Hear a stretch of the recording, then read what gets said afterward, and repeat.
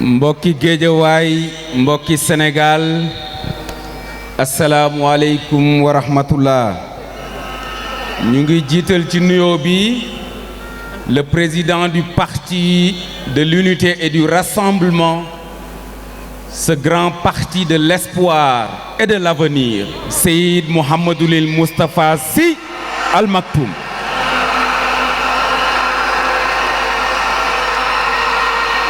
Cheikh Ahmed Tidiane Sy, le capitaine des cœurs, ñu ngi laa nuyu di la ziyaara yow ak maam Babacar ak maam Cheikh Sarr di la yóbbante nuyoo ci sa góor gi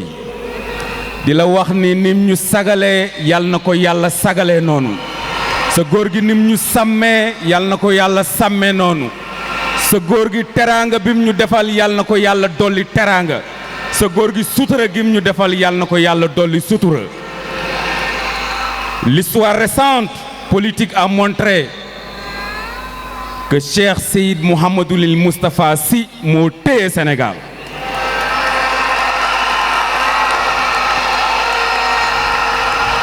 En 98 nga créé parti politique nekk candidat à l'élection présidentielle de 2000 Seyid Cheikh Ahmed Tijani Al Maktoum ni la bàyyil nga bàyyi.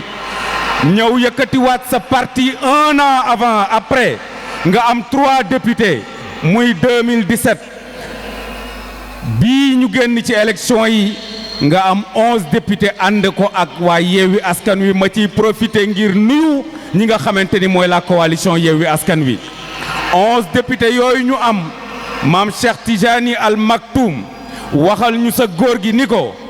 am na ci lu extraordinaire. ñaari membre de bureau ñu am titre ministre de la République am na vice-président am na aussi ki nga xamante ni mooy secrétaire élu loolu il faut être du pur pour pouvoir le faire si c'est pur je m'engage si c'est pur on s'engage si c'est avec Serigne Moustapha on s'engage davantage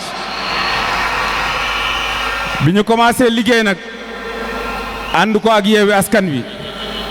def ci liggéey bu am solo ci groupe parlementaire Yewwi Askan Wi sunu ñaari jàmbaaru fàkk tëdd muy Massata Samb ak Mamadou Niang nga xam ne duñ leen fàtte mukk def liggéey bu am solo ku ne xam na ni Serigne Mouhamadoul Moustapha Sy tooñul kenn mi ngi ci ruqam comme ni Serigne Cheikh Ahmed Tidiane Sy Al Maktoum nekkee woon ci ruqam di joxe ay orientation ñu koy appliquer tooñul kenn yar na njabootam. Le responsable des jeunes dafa wax lu am solo politique bala nga koy def ndekete dañ la war a tàggat ba pare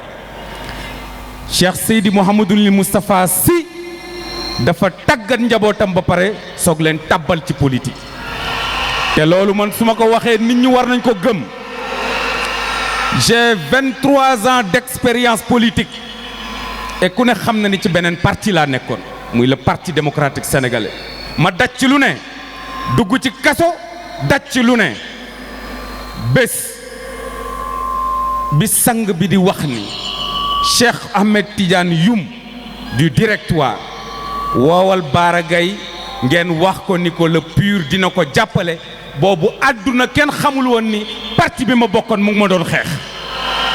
tey su ma rempilé en tant que maire de la commune de Yeumbeul Sud c'est grâce à Serigne Mouhamadoul Moustapha Sy su ma nekkee député de la République c'est grâce à Serigne Mouhamadoul Moustapha Sy su ma nekkee membre du bureau de l'Assemblée nationale 5e vice-président c'est grâce à Serigne Mouhamadoul Moustapha Sy tey jii nii benn kilifa laa am ci politique muy Cheikh Seyid Mouhamadoul Moustapha Sy bu nee wow na ñu ne wow na bu nee tooy na ñu ne tooy na bu nee ñuul na ñu ne kuk bu nee xonq na ñu ne cur maa ngi leen di sant bu baax di leen gërëm allahumma salli ala sayyidina Muhammadin wa sallim